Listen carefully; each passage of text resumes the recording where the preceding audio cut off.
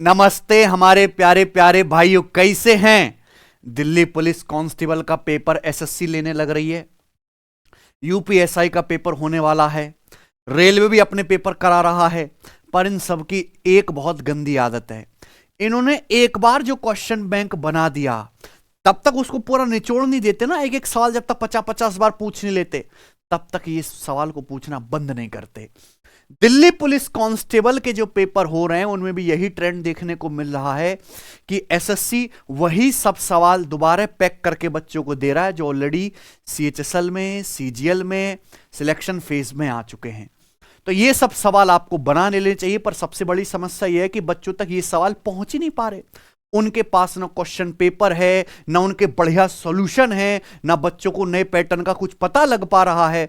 तो आसान चीज भी अगर बच्चा पेपर में पहली बार देखता है तो उसे वो टफ लगती है। लेकिन मैं ऐसा होने नहीं दूंगा जब तक मैं जिंदा हूं मेरे भाई। चलिए एक और सेट कराते हैं दिल्ली पुलिस कांस्टेबल का, और समझ जाओ यही है। चलो ठीक है, कर दे, आ जाओ, मजे से करेंगे। 15 सवाल बेहतरीन। ठीक है जी, आइए। सोनू और मोनू मिलकर एक काम को 30 दिन में पूरा करते हैं। सोनू मोनू से 20% कम एफिशिएंट है, तो अकेले काम करते हुए सोनू उस काम का 40% कितने दिन में करेगा। ओके, दो लड़का है सोनू और मोनू। सोनू मोनू से 20% कम कुशल है। 20% की फ्रैक्शन वैल्यू 1/5। सोनू मोनू से, यानी कि मोनू की एफिशिएंसी 5 है तो सोनू की एफिशिएंसी 4 है। क्लियर है, ये सवाल में दिया हुआ है। अब सवाल में कहा है सोनू मोनू मिलकर काम को 30 दिन में करते हैं। देखो सोनू और मोनू मिलकर एक दिन में कितना काम करेंगे, 4 5 9। सोनू मोनू मिलकर 30 दिन में कितना काम करेंगे, 30 से गुणा। काम कितना करना है, 40%। इस टोटल वर्क का 40% करना है।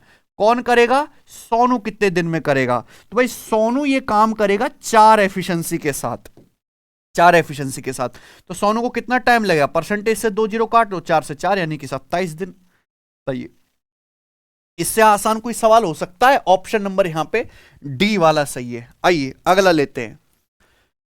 A mixture containing 18% of methanol is mixed with another mixture containing B% of methanol in the ratio 4:5. Percentage of methanol in the final mixture is 16%. What is the percentage of B? दो type के methanol को मिला के एक नया मिश्रण बना रहे हैं। देखो एलिगेशन से हो जाएगा। एक सॉल्यूशन में 18% मेथनॉल है, इसको 20% वाले मेथनॉल के साथ मिलाया जाता है। किस रेशियो में मिलाया जाता है, 4:5 में मिलाया जाता है। फाइनल मिश्रण में कितना एथेनॉल होगा, 16%। आपसे पूछा क्या है, बी की वैल्यू कितनी है। देखो 16 से ज्यादा है 18, तो जो भी आंसर आएगा बी का मान 16 से कम आएगा। ये दोनों तो आंसर हो ही नहीं सकते थे। ठीक है ना भाई, ये तरीका है। 18 में से 16 आप घटाओगे तो 2% आएगा। 5 के लिए 2% है, यानी कि कितने गुना, 0.4 गुना। तो यहां पे 4 की वैल्यू भी 0.4 गुना आएगी, 1.6% आप बोलोगे। हाँ जी सर। अब आप खुद ही सोचो कि यहां मीन वैल्यू 16 से बड़ा है 18, तो 16 से छोटा आएगा कितना, 1.6। 16 में से 1.6 घटाएंगे 14.4%। तो दूसरे वाले सॉल्यूशन में कितना एथेनॉल है, 14.4 आंसर। आइए अगला। एक construction project was estimated to be completed in 180 दिन। एक कंस्ट्रक्शन प्रोजेक्ट है, 180 दिन में पूरा करना है। ड्यू टू रेन, बारिश की वजह से only 60% of the days were productive. बारिश की वजह से केवल 60% दिन ही सही से काम हुआ, बाकी दिन काम बंद रहा, बारिश पड़ रही। If the work done each productive day is constant, हर प्रोडक्टिव दिन कांस्टेंट काम होता है। By what percent must daily output be increase to complete the project on time. अगर हम चाहते हैं कि काम टाइम पे खत्म हो तो मैं डेली आउटपुट यानी कि डेली वर्क को कितना % बढ़ाना चाहिए, एक बार बताओ। इससे कोई मतलब नहीं। बहुत बेहतरीन सवाल है मेरे। हमें एक काम मिला, प्रोजेक्ट मिला, हमें काम करना था, बारिश पड़ी, 60% दिन ही काम हो पाया सही से। 60% यानी कि 3/5, यानी कि टोटल काम अगर 5 दिन में करना था तो हम 3 दिन ही काम कर पाए। लेकिन हम चाहते हैं मेरे प्यारे भी काम हम टाइम पे खत्म करें, तो हमें अपना पर डे की जो काम करने की एफिशिएंसी आउटपुट है बढ़ाना पड़ेगा। तो पर डे वर्क कितना बढ़ाना पड़ेगा, रिवर्स रेशियो में 3 से बढ़ा के 5 करना पड़ेगा। ठीक है भैया, तभी तो वर्क जो है सेम काम हो पाएगा। यानी कि हमें कितना बढ़ाना पड़ेगा, 2/3। 2/3 का मतलब 66.66%। बहुत बढ़िया सवाल है, रिवर्स रेशियो का करना है बस। आइए सवाल नंबर 4 देखो। ए किसी काम को उतने ही टाइम में कर सकता है जितने टाइम में बी और सी मिलकर कर सकते हैं। ए और बी उस काम को 10 दिन में करते हैं, सी अकेला 40 दिन में कर सकता है। तो पूछा है ए अकेला उस काम को कितने दिन में कर लेगा, ए के बारे में पूछा है ना। देखो ये सवाल एफिशिएंसी के रेशियो से भी हो जाएगा, और यहां पूछी इतनी खोखली चीज है ए के बारे में, तो ये वैसे भी हो जाएगा। ध्यान सुनेगा, बेहतरीन तरीका सिखाता हूं, जरूर नहीं कि हम हमेशा एफिशिएंसी से ही करें। सवाल में बोला है ए और बी मिलकर काम 10 दिन में करते हैं। आप बताओ ए और बी मिलकर किसी काम को 10 दिन में करते हैं, तो एक दिन में कितना काम करेंगे, 1/10। सी अकेले 40 दिन में काम करता है, तो सी एक दिन में कितना काम करेगा, 1/40। आपसे पूछा ए अकेला वो काम कितने दिन में करेगा। मेरे भाई अगर मैं इसको जोड़ दूं तो तीनों लोग मिलकर एक दिन में कितना काम करेंगे, ये बताओ। तीनों लोग मिलकर 4/40 प्लस 1/40, 5/40 आ गया, यानी कि 1/8।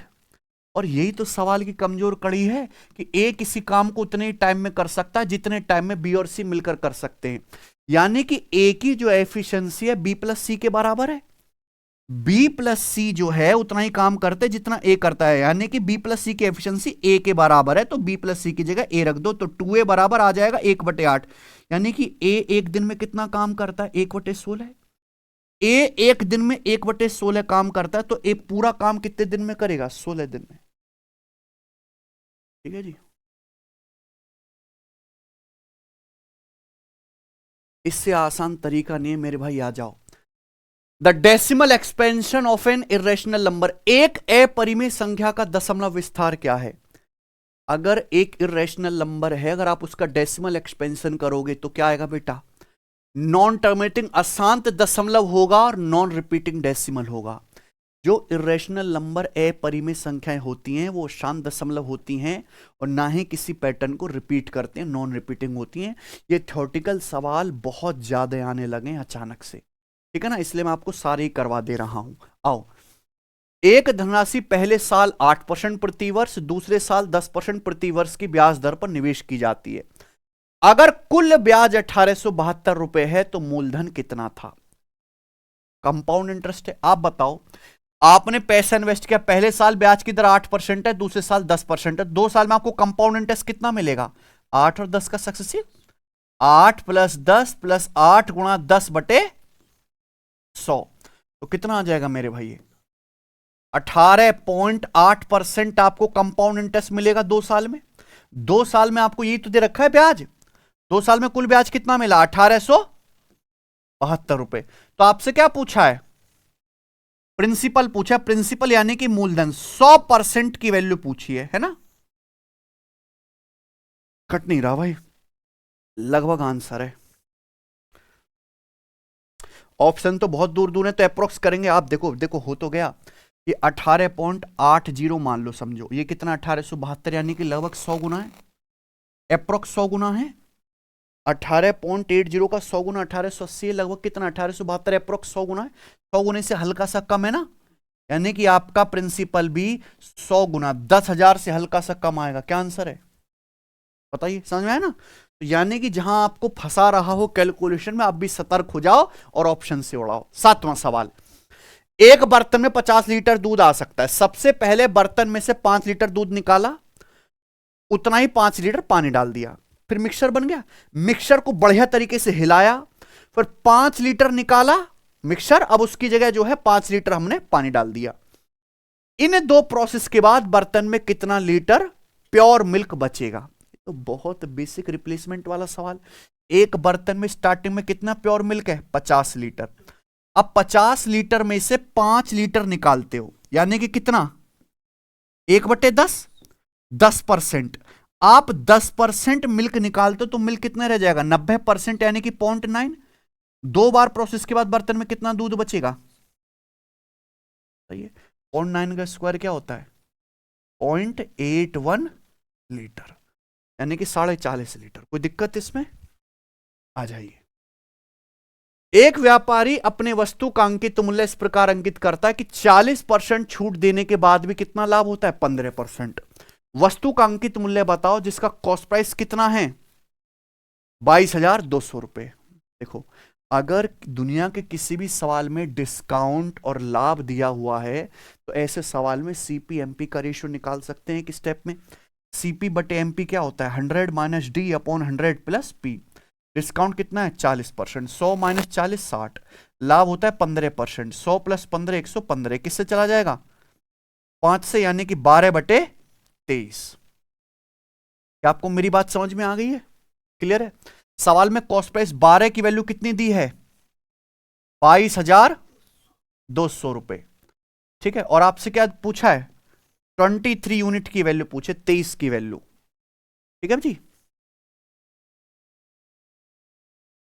क्या आंसर है होगा बताइए। देखो वैसे तो आप ये चेक कर सकते हैं कि आंसर जो भी आएगा 23 का मल्टीपल आएगा। अच्छा 12 यूनिट की वैल्यू ये है, आपसे 23 की वैल्यू पूछे, 12 की वैल्यू अगर 22,200 है तो डबल होता है 24, 24 यूनिट की वैल्यू क्या आएगी 44,400, लेकिन हमें 23 यूनिट की वैल्यू निकालनी है तो 1 यूनिट का मान निकाल दो, घटा दो बस। 12 यूनिट की वैल्यू है 22,200, तो 24 यूनिट की वैल्यू क्या आएगी डबल 44,400, लेकिन 23 यूनिट निकालना तो 1 यूनिट का मान घटा दो। 12 की वैल्यू अगर 22,200 तो 1 यूनिट क्या आएगा 12 कम 12 और 10 है बे, 12 96, 12 पंजे, यानी कि इसमें से आपको 1850 घटाना है, लगभग 2000, तो 42,400 ये आ जाएगा आंसर, ठीक है। कोई दिक्कत, सिंपल मल्टीप्लाई भी कर लो कोई बुराई नहीं है बेटा, ठीक है ना। आ जाइए, एक ठोस अर्धगोले का कुल पृष्ठीय क्षेत्रफल संख्यात्मक रूप से समान त्रिज्या वाले एक गोले के आयतन के बराबर है। त्रिज्या क्या है, बहुत बढ़िया और बहुत बेसिक सा सवाल है मेंसुरेशन का। एक ठोस अर्धगोला है हेमिस्फीयर, इसका टोटल सरफेस एरिया किसके बराबर है सेम रेडियस वाले गोले के वॉल्यूम के बराबर है। मैंने मान लिया भाई रेडियस है आर, ठीक है। तो हेमिस्फीयर का टोटल सरफेस एरिया क्या होता है, हेमिस्फीयर का टोटल सरफेस एरिया 3πr²। इसकी न्यूमेरिकल वैल्यू जो है गोला है बेटा, ये अब गोले के वॉल्यूम के बराबर है। गोले का वॉल्यूम क्या होता है 4/3πr³, तो क्या है बेटा बराबर, तो पाई से पाई कट गया, ये देखो 3 तिया 9, 9/4 आ गया, r³/r², r 9/4 यानी कि 2.25, ठीक है आंसर। आइए अगला लेंगे, एक गोले का पृष्ठीय क्षेत्रफल 44% बढ़ जाता है, गोले का आयतन कितना परसेंट बढ़ जाएगा। आयतन, ये सवाल सीएचएसएल के पेपर में पूरे 8 बार आया है। जब मैं सेट बना रहा था तो मैंने देखा, और ऐसे सवाल का आंसर है 72.8%, ठीक है भैया। ये है सक्सेसिव का खेल, स्टैंडर्ड परसेंटेज 10, 5, 15, 20, 25 दिमाग में याद रहेगा, तो ऐसे सवालों को सॉल्व नहीं करना पड़ेगा। देखो बच्चों, सरफेस एरिया किस में नापते हैं सेंटीमीटर स्क्वायर में, सरफेस एरिया कितना बढ़ गया 44%। तो रेडियस किस में नापते हैं केवल सेंटीमीटर में, तो रेडियस कितनी बड़ी होगी गोले की 20%, क्योंकि 20 और 20 का 2 बार सक्सेसिव करने पर पावर 2 है तो 44 आता है, याद होना चाहिए। पूछा वॉल्यूम कितना बढ़ जाएगा, वॉल्यूम नापते सेंटीमीटर क्यूब में, 3 बार सक्सेसिव करना है, 20% का 3 बार सक्सेसिव, 20% का 3 बार सक्सेसिव ही आता है 72.8%, ठीक है बच्चों, याद रहेगा। 10 के लिए अगर 10% है तो 2 बार आएगा 21%, 3 बार करोगे 33.1%, 5% है 2 बार करोगे 10.25%, 3 बार करोगे 15.7625%। 24 सेंटीमीटर त्रिज्या वाली एक वृत्ताकार लोहे की प्लेट को गर्म किया जाता है और इसकी रेडियस 1.8% बढ़ जाती है, इसके एरिया में लगभग कितने प्रतिशत की वृद्धि होगी। एक सर्कुलर लोहे की प्लेट है वृत्ताकार, उसकी रेडियस कितनी बढ़ जाती है, इससे कोई मतलब नहीं है, हमें परसेंटेज में बताना है ना। रेडियस बढ़ गई 1.8%, रेडियस किस में नापते हैं सेंटीमीटर में। पूछा एरिया कितना बढ़ जाएगा, एरिया यानी कि सेंटीमीटर स्क्वायर, पावर 2 हो गया ना, तो 1.8 का 2 बार सक्सेसिव करना है, ठीक है। 1.8 का 2 बार सक्सेसिव क्या आ जाएगा, इतना दिमाग में नहीं कर सकते सचिन, है भाई क्या आएगा 1.8 प्लस 1.8 है ना, प्लस 1.8 गुणा 1.8 बटे 100% यह आएगा। तो 1.8 प्लस 1.8 तो 3.6 आ गया, 3.6% हो गया ना। और ये वैल्यू तो बहुत छोटी है, इसे इग्नोर भी किया जा सकता है, तो 3.6 से हल्का सा बड़ा आएगा, कौन सा था, करिए जी सवाल। यूपीएस आएगा 1144 रुपया को 2 पुरुष 6 महिला 8 लड़कों के बीच बांटा गया है। एक पुरुष, एक महिला, एक लड़के का हिस्सा 3:1 के अनुपात में एक आदमी को कितना मिलता है? बहुत बेहतरीन सवाल है। देखो, 2 आदमी, 6 महिला और 8 पीड़ित, 8 बॉयज के बीच पैसा बांटा जाता है इस प्रकार से कि एक मैन, एक वुमेन और एक बॉय का शेयर कितना है? 3:1। साल ने पूछा एक आदमी का शेयर। देखो एक बात बताओ, अगर एक आदमी का शेयर 3 आदमी तो 2 आदमी को कितना मिलेगा? 6। एक औरत का शेयर 2 है, औरत 6 है, 6 औरतों का कितना शेयर मिलेगा? 12। एक लड़के को 1 यूनिट मिलता, 8 लड़के कितना झपटेंगे? 8। तो टोटल कितना बांटा गया? 12, 8, 20, 6, 26। जबकि टोटल पैसा कितना बांटा गया? 1144 रुपए। यही बात है। 26 की वैल्यू है, 26 चौका 104 है ना, और 10, 26 चौका, ये कितना आ गया? 44। तो आपसे क्या पूछा है? एक आदमी को कितना मिलता है? एक आदमी को कितना मिलता है बेटा? 3 यूनिट। तो 3 की वैल्यू क्या है? 44 गुना 132 रुपये आ जाएगा। ये आंसर है, ठीक है ना? यही है, ठीक है बच्चों, आसान सी बात है। आइए सवाल नंबर 13। एक स्कूल ने छात्रवृत्ति परीक्षा आयोजित की। 60% बालक अंग्रेजी में, 70% गणित में और 45% दोनों में पास हुए। कम से कम एक सब्जेक्ट में पास होने वाले बच्चों का परसेंटेज कितना है? देखो, पेपर हुआ, 60% बालक काय में पास हुए? अंग्रेजी में। 70% किस में पास हुए? गणित में। और 45% ऐसे जो अंग्रेजी और गणित दोनों में पास हुए। तो पूछ रहा कम से कम एक सब्जेक्ट, यानी कि या तो इंग्लिश में पास हुए हो, या मैथ में पास हुए हो, या दोनों ही सब्जेक्ट में पास हुए हो, वो पूछा है। यानी कि क्या पूछा है? यूनियन। 60% अंग्रेजी में, 70% गणित में, इसमें से इंटरसेक्शन 45 आप घटा दो तो कितना आ जाएगा? 85।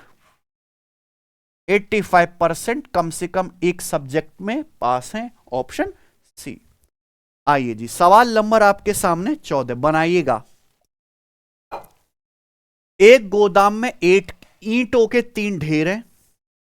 ये सीतसल का सवाल है, आ सकता है आपके पेपर में। ढेर ए में ईंट का औसत वजन 112.5 किलो, ढेर बी में 118.75 किलो और ढेर सी में 107.25 किलो है। ढेर, ढेर मतलब स्टेक। स्टेक ए में 12 ईंटें हैं, बी में 8 ईंट है, सी में 16 ईंट है। तो गोदाम में सभी ईंटों का औसत वजन कितना है? ये सवाल है। सभी ईंटों का वेट आपसे पूछा, एवरेज वेट, ठीक है। ऑप्शन काफी करीब हैं, एग्जैक्ट कैलकुलेशन में गुणा काफी ज्यादा करनी पड़ेगी। तो यहां मेरा बेस्ट मेथड, जो बड़े से बड़े सवाल को चुटकियों में उड़ा के रख देता है, डेविएशन मेथड काम आएगा। 3 स्टेक है, ए में 12 ईंट है, बी में 8 ईंट है, सी में 16 ईंट है। एग्जैक्ट वैल्यू की जरूरत ही नहीं है, क्या ले लो? ईंटों की संख्या का अनुपात। ये किससे कट रहा है? 4 से। 4 तिया 12, 4 दूनी 8, 4 चौक 16, यही है। ये 3 ढेरों में ईंटों की संख्या का अनुपात है, नंबर ऑफ ईंट, ठीक है ना। पहला जो ढेर है उसमें ईंट का वजन कितना? 112.5 किलो। दूसरे में कितना? 118.75 किलो। तीसरे में कितना है? 107.25 किलो। तो आपसे पूछा है सभी ईंटों का, सभी ईंटों का मतलब समझते हैं, तीनों स्टेक का मिलाकर, ए बी सी का एवरेज वजन कितना है ना। जहां प्लस वहां आया डेविएशन, ठीक है ना। देखो, जरूरी नहीं कि यहां पे ये आंसर एग्जैक्ट ही हो, ये अप्रोक्स भी हो सकते हैं, क्योंकि टोटल 3, 2, 5, 4, 9 हो रहा है। एक बेसिक तरीका क्या है कि सारे ईंटों का आप क्या निकालो भाई, ये किलो में ही तो है एवरेज वेट। सारी ईंटों का टोटल वजन निकालो और उसको किससे भाग दो? ईंटों की संख्या 3, 2, 5, 4, 9 से भाग दो। पर 9 से भाग करके जरूरी नहीं कि आंसर एग्जैक्ट ही आए, इसलिए आप रिस्क मत लेना। बहुत से बच्चे डिजिटल सम यूनिट डिजिट से करने लगेंगे, दैट इज नॉट मतलब कि हमेशा सही आए, है ना। तो आप बेटा देखो, आंसर 112 के करीब है ना, तो मैंने मान लिया कि सारी ईंटों का एवरेज वजन है 112.5 किलो। सारी ईंटों का 112.5, 112.5 है, ये कितना? 118.75, कितना ज्यादा है? 6.25 ज्यादा है ना। 2 ईंटों का वजन 6.25 ज्यादा है। 112.5 माना है कितना? 107.25 कितना कम है? 5.25, यानी कि 4 ईंटों का वजन 5.25 कम है ना। तो कितना ज्यादा हो गया भैया, ये 12.5 और ये कितना कम हो गया 21। 12.5 और माइनस हम चेक कर लेंगे ना, 12.5 और -21 कितना आ गया 12.5 और माइनस का 21 यानी कि 8.5 -8.5 आ गया। तो -8.5 है ये के एक्स्ट्रा सब में बढ़ जाएगा। टोटल ईंट कितनी है 3 2 5 4 यानी कि आंसर एग्जैक्ट। समझ में आया ना बच्चों। ये बेस्ट तरीका है, कितना भी बड़ा और कैलकुलेटिव सवाल क्यों ना हो 1 सेकंड में आंसर आएगा मेरे भाई, ठीक है ना बच्चों। ये भी मैंने आपको समझाने के लिए लिखा, ये भी लिखने की जरूरत नहीं है। डेविएशन मेथड की मानना पूरे ढेर का कितना 112.5 उससे कंपेयर किया, ये तो 112.5 ही है, 6.25 ज्यादा है। कितना ज्यादा हो गया 2 ईंटों का 12.5, यहाँ 5.25 कम है, 4 ईंटों का कितना कम हो गया -21। 12.5 और -21 कितना आ गया -8.5। टोटल ईंटों की संख्या कितनी है 3 2 5 4 9 9 से भाग कर देंगे, ठीक बच्चों। अब बताओ, काफी थोड़ा थोड़ा तो गैप है, अगर 9 से 8.5 देखे तो लगभग एक बार कटेगा, ये लगभग 9 ही है 8.5 9/9 एक बार, यानी कि आंसर क्या आएगा 111.5 के करीब है ना। क्लियर, 111.5 के करीब कौन सा ऑप्शन होगा पहला, ठीक है ना बच्चों। अरे ये 8.5 है, 9 से लगभग एक बार कटेगा 111.5। हालांकि ये जो है छोटी संख्या है, एक से छोटा आएगा, तो आंसर जो आएगा 111.5 से हल्का सा बड़ा आएगा, यही है ना। बताओ है कि नहीं मस्त। लास्ट, ए की इनकम बी से 40% कम है, बी की इनकम ए से कितने परसेंट ज्यादा है। 40% की फ्रैक्शन लो 2/, ए की इनकम बी से 40% कम है, बी की 5 है तो ए की 2 कम है 3। पूछा है बी की इनकम ए से कितना ज्यादा है, तो बी की इनकम ए से कितना ज्यादा है 2/, यानी कि 66.67%, ठीक है बच्चों खत्म। तो इसी के साथ इस सेट समाप्त होता है, और मुझे लगता है कि आपको पेपर में यहां से कुछ ना कुछ सवाल डायरेक्ट जरूर दिखेंगे। आपने खुद से कितने सवाल सही कर लिए मुझे कमेंट में बताइए, और मैं ऐसे ही आपको प्रैक्टिस करवाता रहता हूं यूट्यूब पे, ठीक है। जो सवाल आपको नहीं मिल पाते वो मैं करवा देता हूं चुपके से, ठीक है भाई। धन्यवाद।